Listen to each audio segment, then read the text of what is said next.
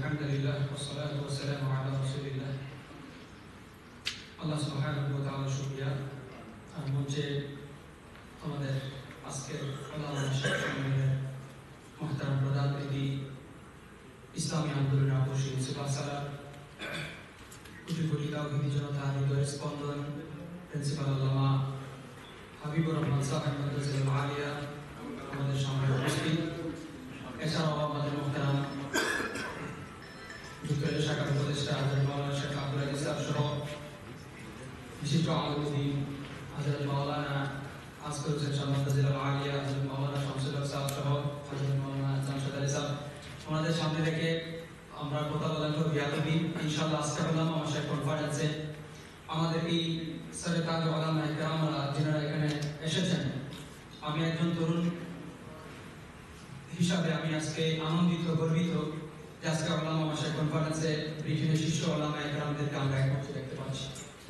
আমরা দোয়া করি আল্লাহ সুবহানাহু ওয়া তাআলা যেন আমাদের এই সমস্ত বুজুর্গান ইকরামদেরকে যেন নেক হায়াত দান করেন এবং ওনাদের যে সমস্ত দ্বীনি খিদমতগুলো রয়েছে এগুলো যেন আল্লাহ সুবহানাহু ওয়া তাআলা কিয়ামত পর্যন্ত জারি এবং কায়েম রাখেন।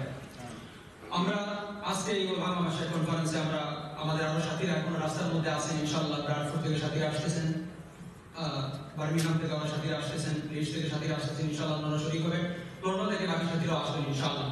আমরা লিফলেটের মধ্যে যে বিষয়গুলো আমরা উপস্থাপন করেছি যে ইসলাম বিরোধী শিক্ষানীতি 2010 শিক্ষা আইন 2016 বাতিল এবং পাঠ্যসূচি সংশোধন, এই সব বিষয়গুলো কিন্তু একই সূত্রে গাঁথা। বাংলাদেশে 95% মুসলমান, এই মুসলমানদের দেশের শিক্ষানীতি হতে হবে মুসলমানদের তাহজিব তামাদ্দুনকে রক্ষা করে।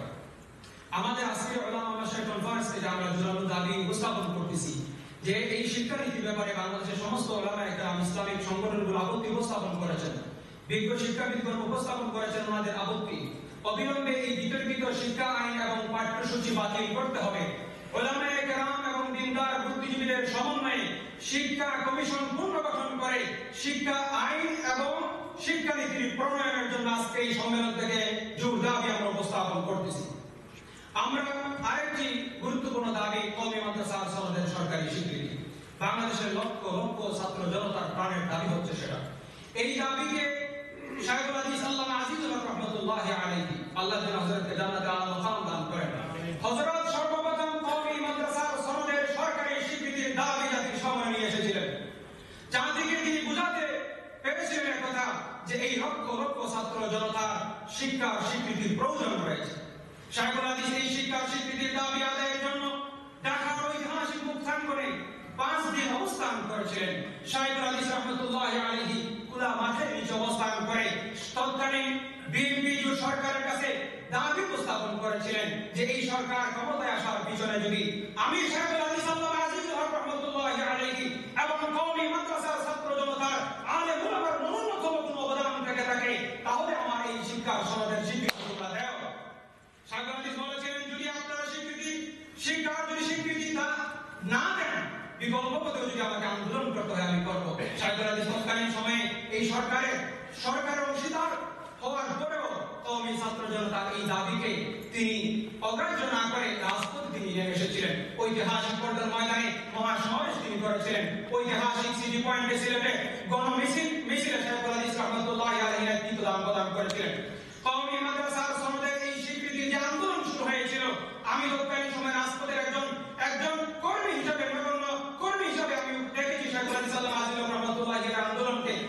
এই আন্দোলনের অনন্য ভূমিকা পালন করেছিলেন মরহুম আল্লামা উবাইদুল্লাহ কামবি রহমাতুল্লাহি আলাইহি। এই আন্দোলনে যিনি তৎকালীন সময়ে এই আন্দোলনকে মাঠে ময়দানে ছাত্র জনতার কাছে নিয়ে পৌঁছেছিলেন, সেই দিনবন্ধু পুরুষ শায়খুল হাদিস আল্লামা প্রিন্সিপাল হাবিবুর রহমান মাদ্রাসাতুল আলিয়া এখনো সরাসরি হুজুর জিন্দা রয়েছেন। এই স্বীকৃতির জবাব করছেন প্রিন্সিপাল আল্লামা হাবিবুর রহমান দামাত বারাকাতুহু।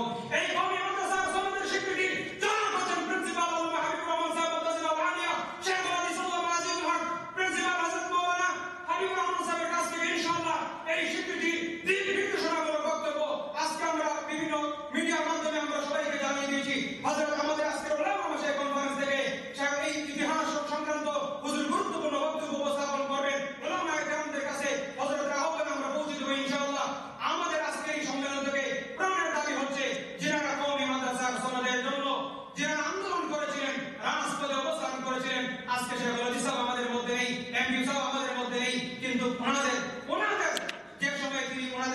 রাজপথে অবস্থান করেছিলেন প্রিন্সিপাল আল্লামা হাবিবুর রহমান সাহেব আমির মজলিস, আমাদের আত্মদিক আহ্বান, তিনি আমাদের মধ্যে আছেন ইনশাআল্লাহ। ওনার নেতৃত্বে আরো যে সমস্ত ওলামায়ে কেরামরা রয়েছেন যিনারা স্বীকৃতির জন্য কাজ করতেছেন, ওনাদের সকলের সমন্বিতভাবে আমরা কওমি মাদ্রাসার সনদের সরকারি স্বীকৃতি চাই। আমরা কওমি মাদ্রাসার স্বাতন্ত্রিকতা, ইতিহাস, ঐতিহ্য, দারুল উলুম দেওবন্দের ইতিহাস ঐতিহ্যকে বজায় রেখে আমরা কওমি মাদ্রাসার সনদের স্বীকৃতি আমরা সরকারের কাছে দাবি করছি।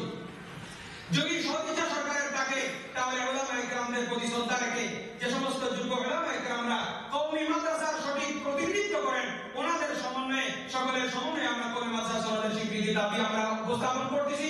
আজকে বাংলাদেশ খেলাফত মজলিসের এই উলামা মাশায়েখ কনফারেন্সে ইনশাআল্লাহ উলামায়ে কেরামরা গুরুত্বপূর্ণ বক্তব্য উপস্থাপন করবেন। ইনশাআল্লাহ আমরা এই বক্তব্য আমরা বাংলাদেশের তৌহিদি জনতার কাছে, বাংলাদেশের সরকারের কাছে, বাংলাদেশের জনতার কাছে আমরা পৌঁছে দেব ইনশাআল্লাহ। আজকে উলামা মাশায়েখ কনফারেন্স এই গুরুত্বপূর্ণ মুহূর্তে, যে সময় আমরা বহুদা বিভক্ত এই সময়ে আজকের উলামা মাশায়েখ সম্মেলন ইনশাআল্লাহ ঐতিহাসিক ভূমিকা পালন করবে বলে আমরা বিশ্বাস করি। আল্লাহ সুবহানাহু ওয়া তাআলা আজকে আমাদের প্রোগ্রামকে যেন কবুল আর মঞ্জুর করেন। আপনাদের সবাইকে আমার ব্যক্তিগত পক্ষ থেকে আন্তরিক মোবারকবাদ জানিয়ে আমার বক্তব্য এখানে শেষ করছি। বাংলাদেশ জিন্দাবাদ, বাংলাদেশ খেলাফত মজলিস জিন্দাবাদ, জিন্দাবাদ।